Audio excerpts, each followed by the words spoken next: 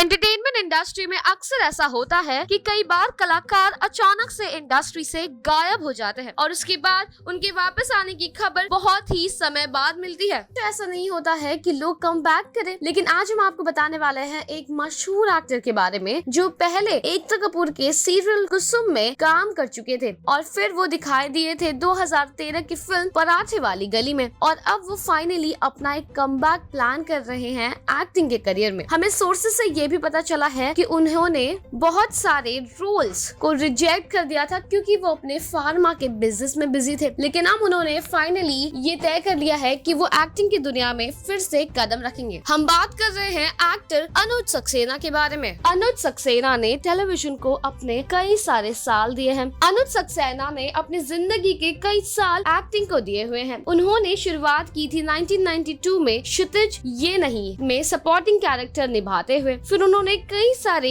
Shows किए हुए हैं जैसे देख भाई देख, आसमां से आगे, कर्म, कोरा कागज, कुसुम, कुमकुम, एक प्यारा सा बंधन, रिश्तों की डोर, कुछ इस तरह। लेकिन 2014 में एक प्रोजेक्ट करने के बाद में वो एक्टिंग से दूर हो गए थे। उन्होंने ये कहा है एक एक्सक्लूसिव इंटरव्यू में कि वो 2014 में पराठे वाली गली में लीड एक्टर का काम करने के बाद वो एक्टिंग करियर से दूर हो गए थे, लेकिन एक एक्सक्लूसिव इंटरव्यू में उन्होंने हमें ये कहा है कि वो कम बैक करने वाले हैं। आइए जानते हैं कि एग्जैक्टली वो क्या कहना चाहते हैं। उन्होंने कहा कि there is a saying once an actor always an actor, जिसका मतलब ये है कि एक बार अभिनेता बन गया तो पूरी जिंदगी वो अभिनेता ही कहलाएगा। उन्होंने ये भी बताया कि उन्हें कई बार एक्टिंग के लिए रोल्स ऑफर किए गए थे, लेकिन वो किसी भी प्रोजेक्ट को नहीं ले पा रहे थे, लेकिन अब वो तैयार हो गए हैं फिर से एक्टिंग करियर को शुरुआत करने के लिए। वो ये भी कह रहे हैं कि अब एंटरटेनमेंट इंडस्ट्री का एक नया पहलू शुरू हो गया है। पूरी तरह से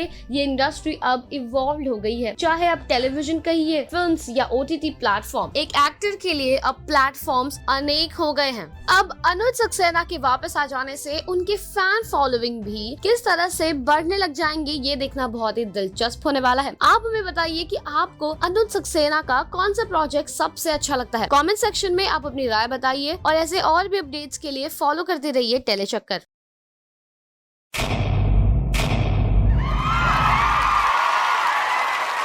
Know all about the Tele world by subscribing to Telechakka's YouTube channel. Don't forget to hit the bell icon to stay updated to our new videos.